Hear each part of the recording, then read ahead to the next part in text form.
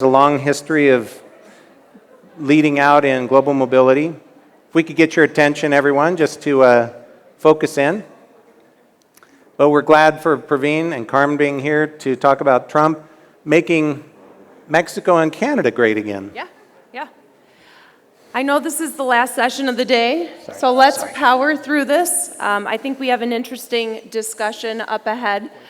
So I will walk you through some slides, and then we'll turn into our panel discussion with these two gentlemen. So I'm sorry.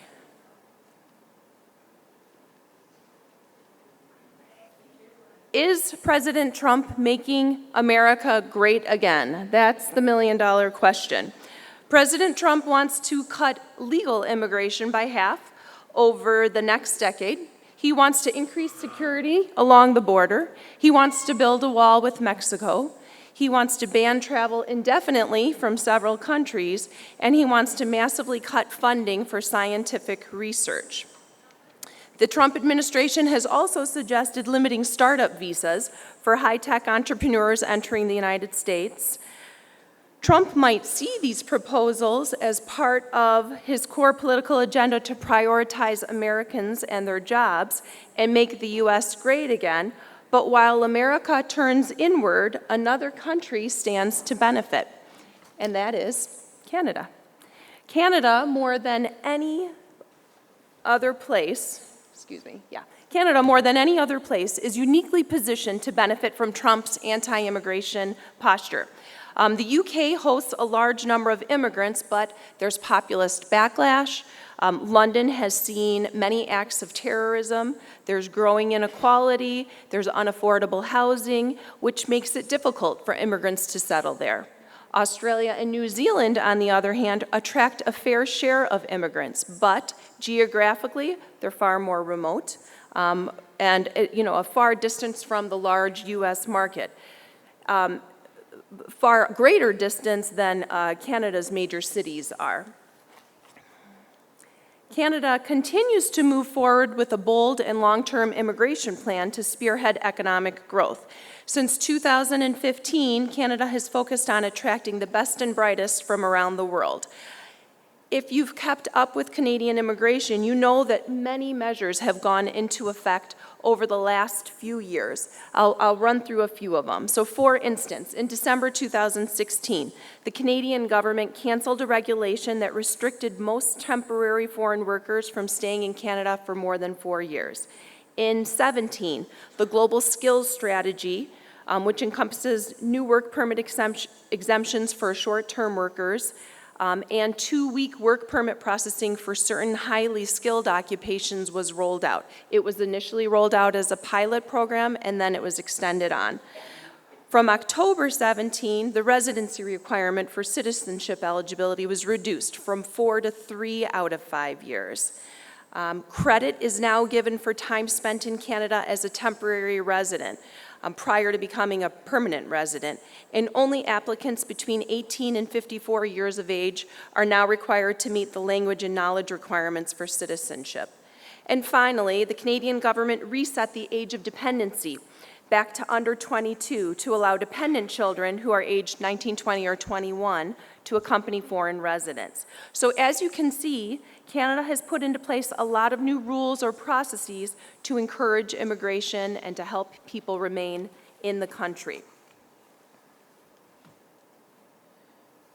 You may have heard of the Global Skills Strategy. This is a program which was introduced in 2017, which makes it easier for Canadian businesses to attract the talent they need to succeed in the global marketplace. This essentially is a fast-track program for LMIA exempt workers. So in other words, this is your ICT program where you can essentially get a work permit in 2 weeks. As long as your foreign worker qualifies, and in doing so, they need to be applying from outside of Canada. They need to have a job type, which is managerial or professional in nature, and they need to obtain an upfront medical examination. Assuming that they meet those requirements, they can take advantage of the 2-week processing time, which is a gigantic benefit to corporations. The Global Talent Stream, which was introduced in 2017 as well, facilitates the LMIA process with two categories, A and B. For category A, the company must be referred by the stream's designated partners and must be hiring unique and specialized talent. To be designated, you must demonstrate you have an operation in Canada.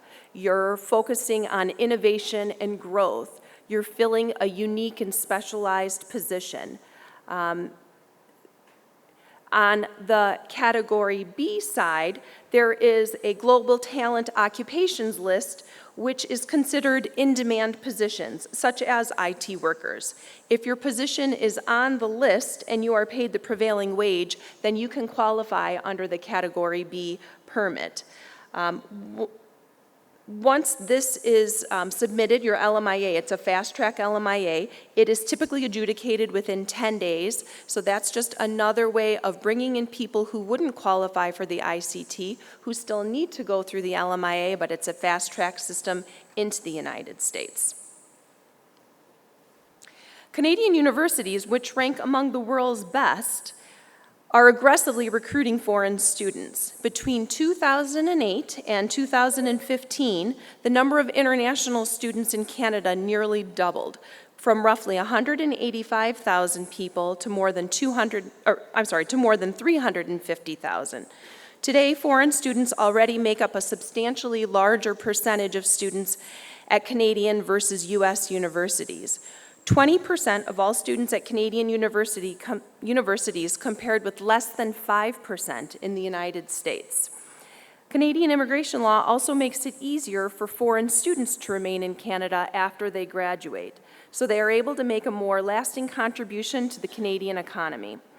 And Canadian cities, particularly Toronto, Vancouver, and Montreal, which rate among the best places in the world to live, are attracting more venture capital to fund the tech industry, which is on par with the American tech hubs such as Seattle or Austin. Now, Toronto has a tech talent pool that rivals major US cities, such as San Francisco or New York, but wages there in Canada are less, considerably less. If you take an IT worker in San Francisco, just as an example, that person makes on average $145,000. In New York, the average is $133,000. Yet in Toronto, the average is $74,000. In fact, the movement of talent between Silicon Valley and Toronto is so great that the airlines have added 139 flights between San Francisco and Toronto just in the last 2 years. So those two cities are very tightly intertwined, especially from a talent standpoint. We talked a little bit earlier about AI, and Canada has an aggressive AI strategy for their country. It has 4 goals, but one of the most important ones is that it wants to increase the number of outstanding artificial intelligence researchers and skilled graduates in Canada. Canada is aggressively building this industry, and they're doing a good job of attracting economics or money into their country. For example, major American technology companies such as Google, Microsoft, and IBM, they've all been adding to their AI research teams in Canada. Intel plans to build a graphics chip design lab in Canada. Microsoft will expand its Canadian workforce by over 20%. Uber announced it was opening a branch in Toronto, the company's first outside of the United States. They also pledged $5 million for the university's brand new Vector Institute for Artificial Intelligence. This is going to be a new engineering hub. The Canadian Institute for Advanced Research is funding $125 million for the Pan-Canadian Artificial Intelligence Strategy. And another example is Salesforce.com. They'll be investing $2 billion in Canada over the next 5 years. So they're doing something right. By attracting the talent, we're seeing that the investment dollars are also following. Canada has replaced its permanent residence plan issued in 2017 with a new 2019 through 2021 levels plan. It is aimed to meet the government's target of having permanent residents be 1% of the Canadian population. This plan sets the most ambitious immigration levels in history. 75% of Canada's population growth is coming from immigration. Similarly, on the work permit side,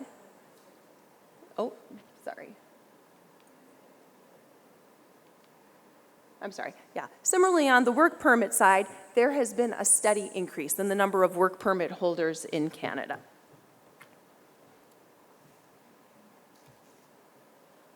Oh, I think my slides got a little mixed up. Sorry about that. Let's switch over to Mexico. I just have a few slides there before we get into the panel discussion. So if Trump's trade war against China does disrupt the U.S.-China economic balance, the main beneficiary will not be American manufacturers. The winners will be other countries, including one that President Trump has denounced for what he has said are its unfair trade deals with the U.S. under NAFTA, and that is Mexico. Already, Hasbro and GoPro have shifted production from China to Mexico, along with hundreds of other companies totaling tens of billions of dollars. Mexico, in particular, stands to gain because it is easier and cheaper for U.S. companies to relocate manufacturing there than to build new factories elsewhere for the kind of goods now produced in China. Mexico has the infrastructure also from years of trading under NAFTA, as well as ease of transport to and from the United States.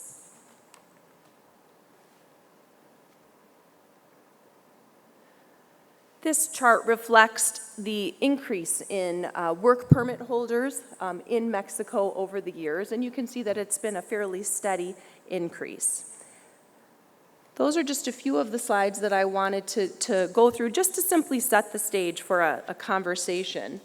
And if it's okay, I might come sit by you guys. Is that all right? Perfect.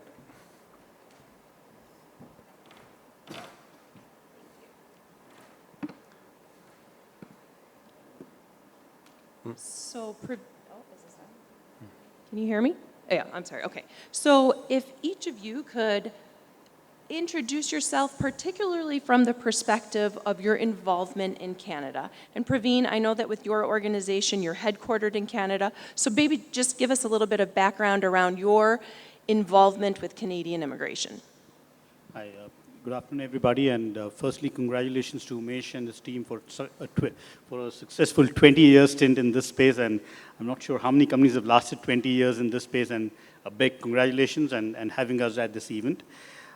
Yes, I have the luxury of working for a Canadian company, so I have to crib lesser about US immigration than I have more reasons to be happy about the way the Canadian immigration system is going.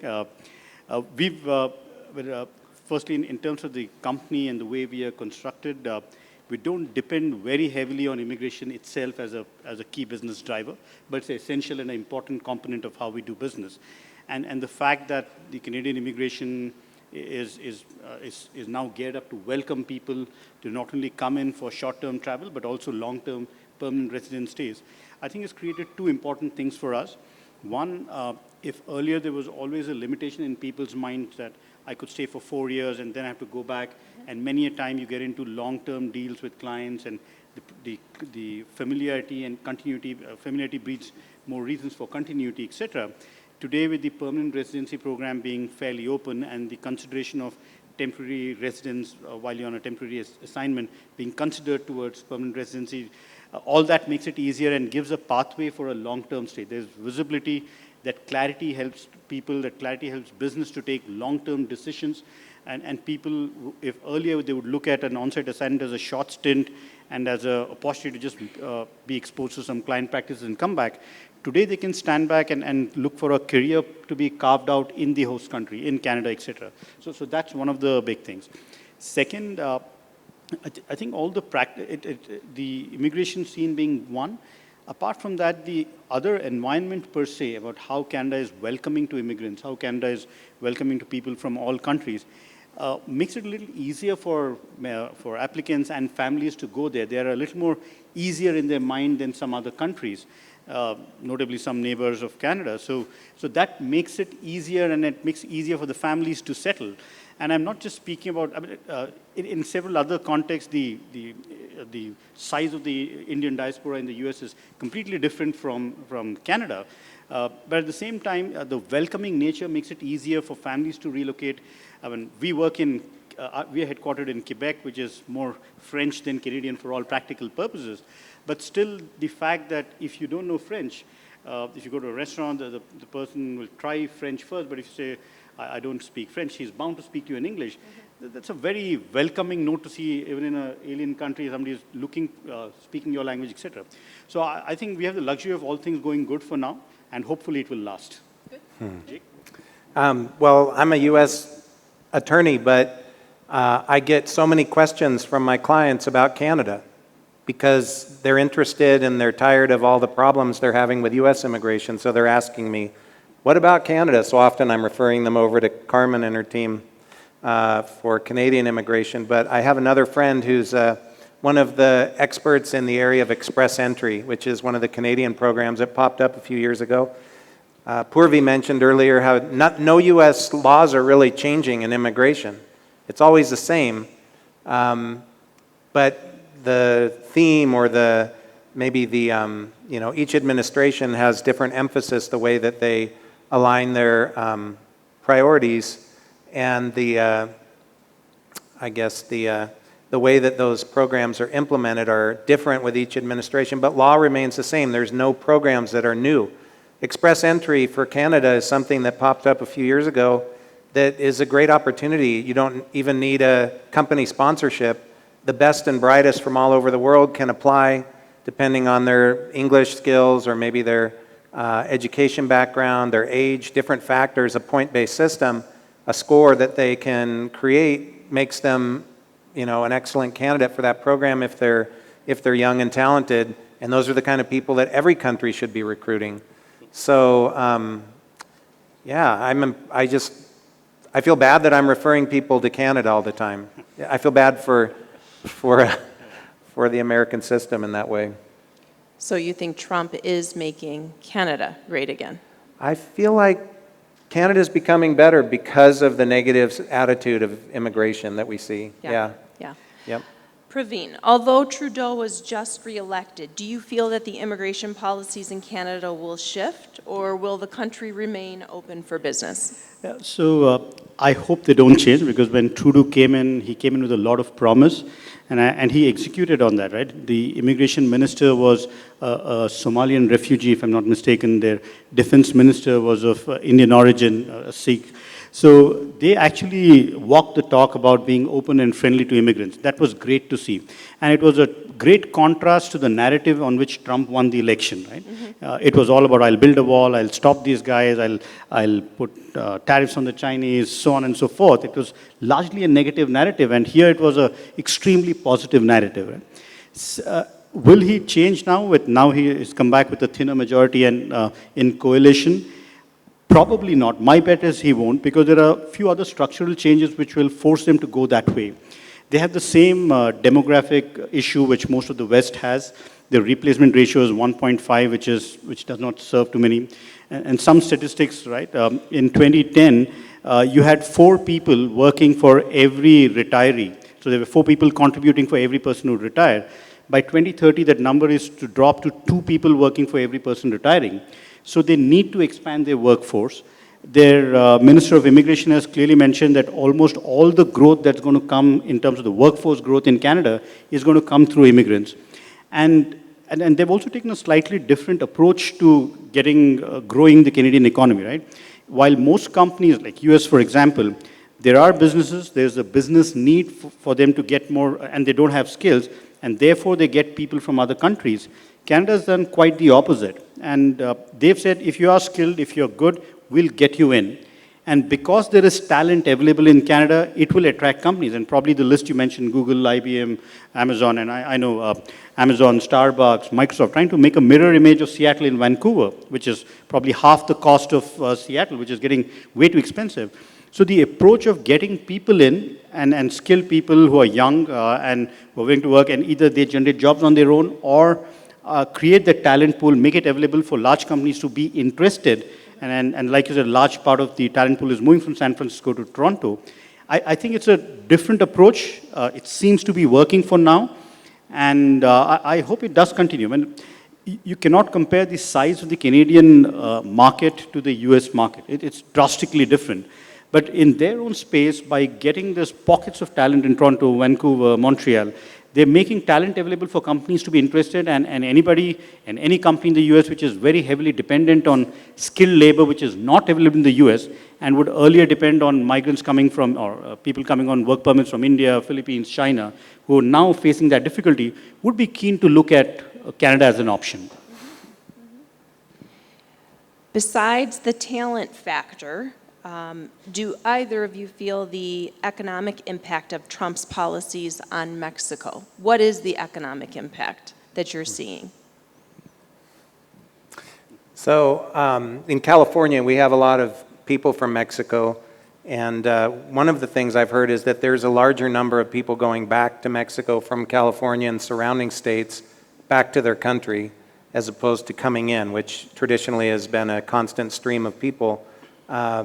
Partly because I think the negative feeling that they have, or that they're receiving, the concerns about being deported and things like that, they just decide to go.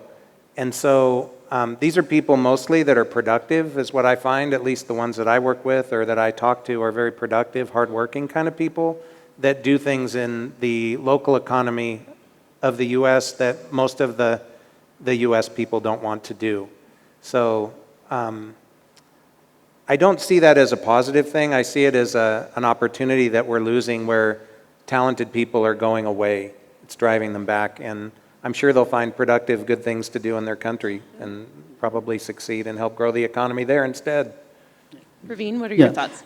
So it's interesting that you mentioned that, because there's some statistics which said in 1929 to 34, during the Great Depression, when about 400 to 500,000 Mexicans were sent back, and for every 10 jobs which the Mexicans were doing, which were lost because they went back, only 1 or 2 were replaced by Americans.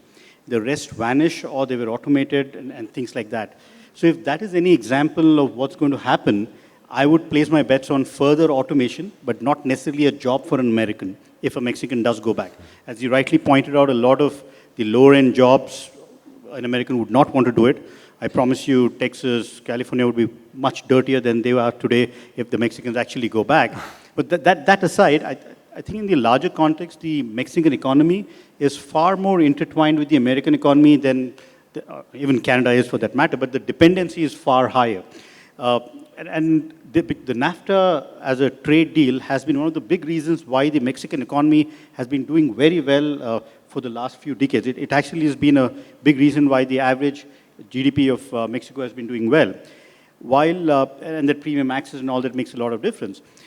While in the short run, it looks a difficult thing for them because they renewed the NAFTA deal with some more, they call it USMCA, United States, Mexico, Canada, whatever. That thing, now the US has imposed some additional constraints, like for example, for a certain portion of the automobile manufacturing in Mexico, and Mexico is the largest automobile manufacturing setup for all of North America. For a certain portion of their workers, the minimum wages should be $16, as against an average of $5, which is the prevailing wage in Mexico. So US is also trying to impose some artificial economic barriers which will raise the cost of production. And then may put a question in somebody's mind, should I really invest in a manufacturing plant in Mexico, or should I simply continue to do it in the US, or should I consider a Thailand or a Vietnam for that matter? Right. So there is an economic implication. The other economic implication is at any point in time, I mean, I think the statistics have that the number of Mexicans in the US is close to about 15 million, and it varies based on which number you take. They form a large mass of people who repatriate money to Mexico. And then like all Indians who go abroad, send a lot of money back home because their families here, so on and so forth. The more people getting pushed out of the US means lesser dollars coming back, legally or illegally. I wouldn't get to that, but lot lesser money coming back to Mexico. So there is an impact. And then there is an unconnected impact where on the people front, where we saw the caravan of Central American people trying to get into the US who were all stopped at the Mexican border. Sure. So Mexico runs the risk of becoming this refugee center for people trying to get into the US. And the last one, there were about 7,000 people in camps nearby, which could add a strain on the Mexican economy. So I would say it's a mixed bag. The US economy is going great for now, and the Mexican economy is already on the verge of a recession is what we get to hear. Mm-hmm. But there are enough indicators the US economy could slow down in the coming years. And I would believe that would have a cascading impact on the Mexican economy. Because Mexico's offering has been cheap labor more than anything else.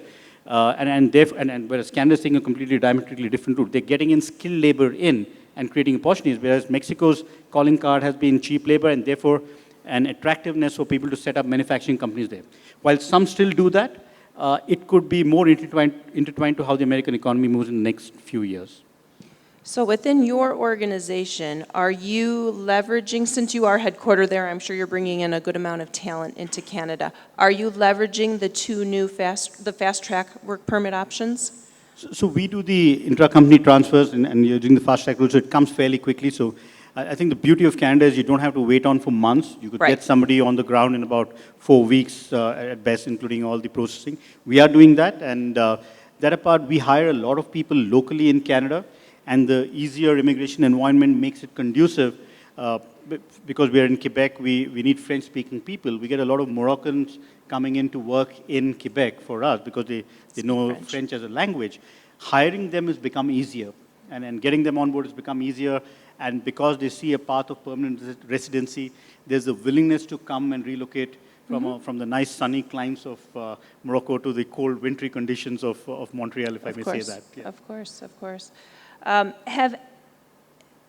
Has your organization or any of your clients' organizations shifted the placement of your talent or financial investments from the United States into either Canada or Mexico? So as I mentioned, there's other examples of the Googles of the world that are sinking significant amounts of investment into Canada. Are you seeing that yourselves on the ground as well? Yeah, I'm seeing it. That's part of the questions that I get is how do I set up business in Canada? And referring them to attorneys or groups that can help with that is what I do quite a bit. I wouldn't say all the time, but it happens enough that it's a trend, for sure. Mm-hmm. So. Praveen? That's interesting. I don't think we've made any conscious effort to go and invest more in Canada because we are a Canadian headquartered company, so we have a lot of presence already in Canada. It's probably a more of leveraging those centers much more. But I know one large Indian IT company which is investing heavily in expanding their delivery center in Toronto, presumably to service clients in the US. And I know of another example in the past where when the Canadian dollar was about 0.7 of the US dollar, and immigration in the US was limited by the H1 lottery, and it was not as bad as now, but it was still constrained. This company set up a large delivery center in Toronto, sending people to Canada on work permits. They'd be based in Canada, and if there was any need, they would fly down to New York, an hour's flight on a business visa, finish up a few meetings, come back. So it became a nice proximity development center for them at a low cost. You mentioned the average salaries are about $74,000. They could go and work, they could go meet clients on a business visa where the prevailing wages would have been $134,000. New York, if I take that as an example. Went great for a while. But subsequently what happened, the Canadian dollar started catching up and came almost close to the US dollar, which is almost 0.9 or 0.95. Then the whole business model came under strain because immigration is not necessarily the only driver when you set up something like this. And there were other questions came up. But it's an opportunity. I wouldn't say no.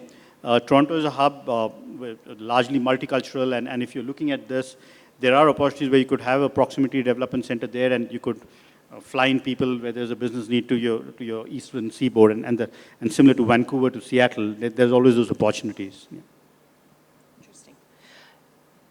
If anybody in the audience has questions, we can put it on, go ahead and enter it in, and we'd be happy to entertain some of the questions from the audience.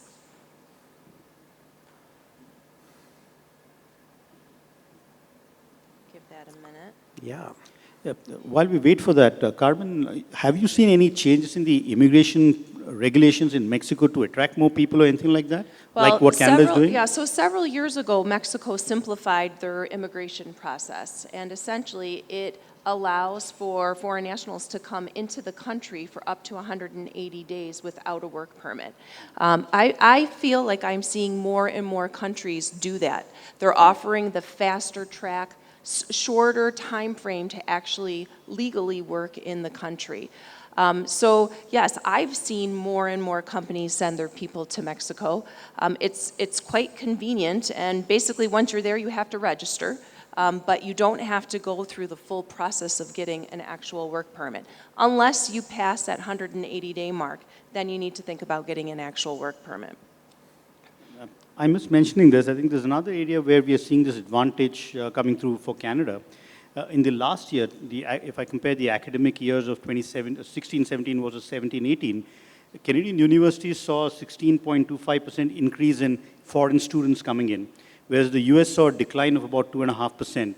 So what it's allowed us is access to a lot more skilled labor workforce in Canada. Because we are largely a Canadian company, we hire extensively in Canada.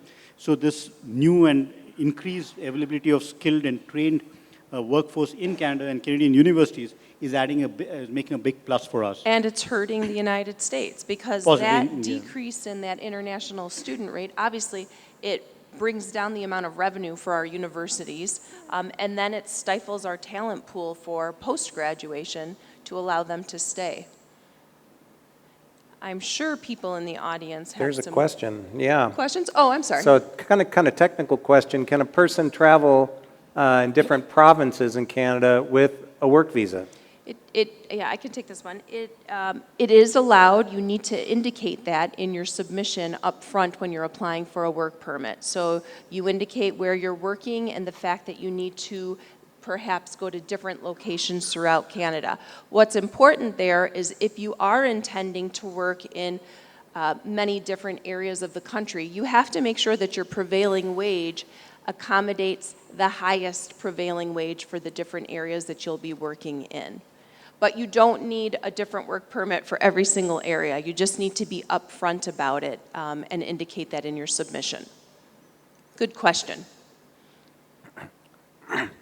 The next question talks about Mexico being maybe a little backlogged on their immigration, and if there's any chance it's going to be improving, or is that what you're seeing? Do you see delays, or We are seeing some delays, not extreme delays though yet.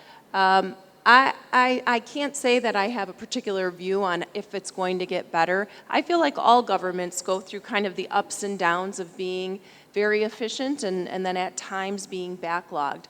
So I don't have any particular insight into whether this will get too much better. I don't think it's a big problem though at this point. I'll take the next one. Is Canada becoming a favorite country for investors? Yes, if I were to see what Carmen mentioned about the number of companies which are setting up new offices or expanding their workforce. And then the connection is, I mean, Canada is still the second most popular destination among global employees looking for work. And not surprisingly, US is still number one. Yeah, so it's a classic case where in the US there are jobs, but it's difficult to get in. And what Canada is doing is exactly the reverse. They're trying to get in skilled people in the hope of attracting investors to come in and set up those shops. And I think it's an interesting flow, and time will tell which is the most successful approach. Yeah. We're taking bets on this now. Jake, there's one there that would be good for you. For people, do people with Canadian permanent residency have an easier process to get a work permit in the U.S.? No.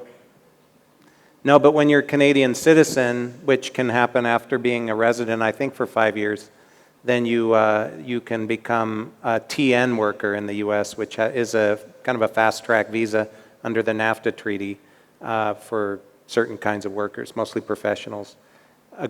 It's a great tool, and I think a lot of strategies for some people, what some people I've seen is they go to Canada to get their citizenship, and then their ultimate plan is come to U.S. through this program with the TN visa. You probably have seen it. Praveen, why don't you take this one? So since many production factories are being relocated to Mexico because of cheap labor, is it correct to anticipate for Mexico to become China of the West? If it's, by the way it's currently set up, it's already the manufacturing source for North America. And then if the trade wars, it depends on which way you're looking at it, there seem to be some reconciliation between the US and China now. But even otherwise, Mexico has the potential to be the manufacturing base for North America. They already are the #1 producers of automotive or cars for North America, so there is that potential.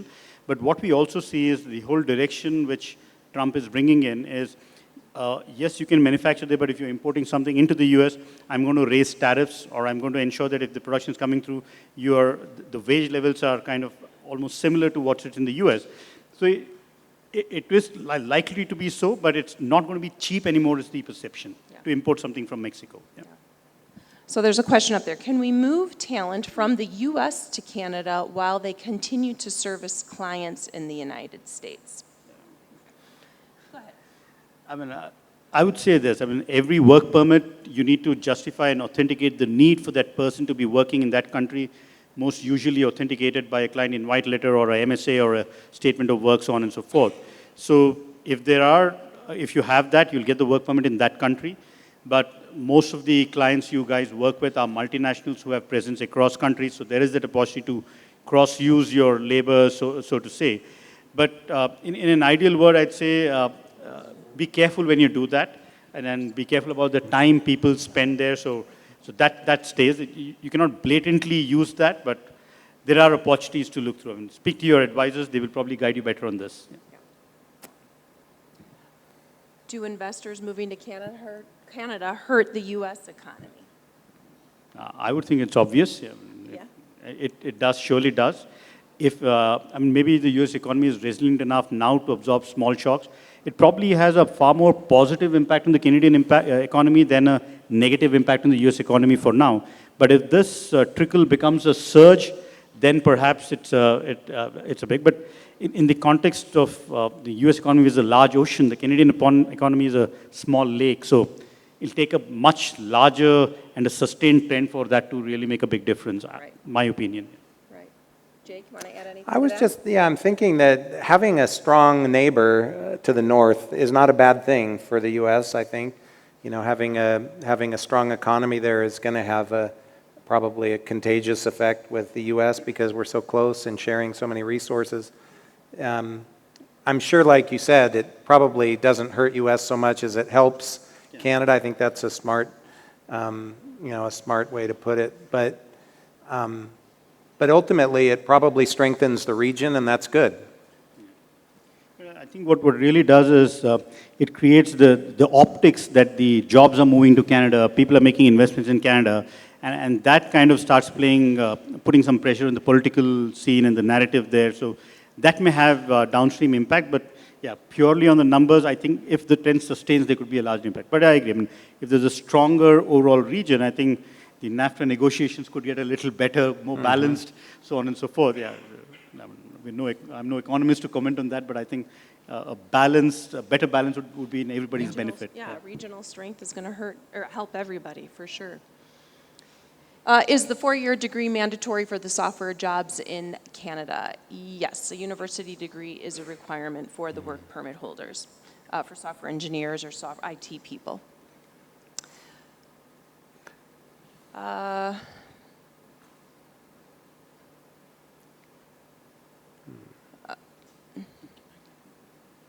Okay, if the person travels on a business visa to the United States, can he or she travel to Canada from the U.S. applying for another tourist visa from the U.S.? I'll take that. If you're in the U.S. on a business visa, it's generally not recommended, or in many cases, you may not get a business visa in a Canadian consulate in the U.S. But if you're on a work permit, surely you can apply for a business visa to Canada to travel for a short trip. If you're on a business visa, more often than not, you'd be probably asked to go back to your home country and apply for a Canadian business visa in your home country, because the Canadian consulate in the US does not have enough material to get through to your background to grant that visa. So while in the US on a business visa, I don't think it's practical to get. There could be some exceptional circumstances, but as a rule, I would suggest you do not try that. Jake, maybe you can comment on what are the ways in which the countries, all three of those countries, are talking to one another, from an immigration standpoint, of course. Are the systems interlinked? I think that Canada shares a fair amount of information with the U.S. and the immigration system. on the border. Canada is very strict, especially if you've done something bad in the U.S., and a lot of people, for example, maybe they have a strong system in the U.S. to catch people driving under the influence of alcohol. It's a very common thing that happens. I mean, well, it happens. Unfortunately, yeah. But once you've had any kind of arrest or you've been convicted, Canada will know it, and they will not let you come to their country unless you can get a waiver. And I'm not so sure the U.S. has such a strict policy coming that way. But I know they share information, and it's one of those. It's one of the signs that things are opening up that way. Mexico, I don't think they are paying so much attention to those kinds of factors. Maybe it's just they may have the information, but maybe they're not so concerned about the little things like that that they might consider a small thing. But Canada certainly thinks it's a big deal. Yeah, from a security perspective, I think Canada and US are fairly well integrated because the worry is through an entry into Canada and through the slightly porous border, the south of Canada and the north of the US, people could infiltrate in. So the systems are quite integrated and quite strong from a security perspective. Yeah. So several years back, when they went through a lot of these immigration changes, Canada had announced that through the LMIA filing fees, they would start to implement far more aggressive compliance checks and audits. Any experience just on the ground with audits from the Canadian side? Yeah. We're seeing a few more audits than we would see earlier, but not necessarily vindictive in nature, not necessarily with a very negative outlook up front. But we are surely seeing an increase in the number of audits. They say 1 out of every 4 theoretically is going to get audited. We're not really striking those percentages, but we're seeing an increase. Yeah. And what we also get to hear, they're again trying to divert staff to handle the large inflow of people coming in for work permits, visas, permanent residence, etc. And they're still understaffed to just focus on the audits. So they're reallocating staff where they need them most. A lot of the audits that we see with our clients is especially around the extension. At the time of the extension, they're definitely validating whether you've paid them what you said you were going to pay them. That to me is one of the biggest hurdles you've got to make sure that you're sticking to from whatever you said in your original submission. But we are seeing with our clients an increase in audits. And like you said, they're not vindictive, but they're asking questions. So you've got to make sure that your files are ready and that you've got all of the necessary documentation to support any questions that they're asking. All right. Well, thank you, gentlemen, for your insight on Canada and Mexico. I appreciate it very much. Thank you, everyone. You. Thanks, Carmen. Thanks for leading the panel. And Praveen, you added great knowledge and experience to the panel. And I think we've got some appreciations for you for your preparation.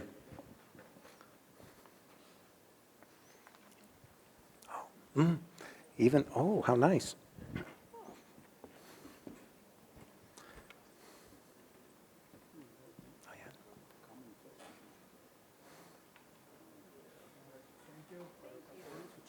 Sure. Glad to help. Exactly. Praveen, thank you again.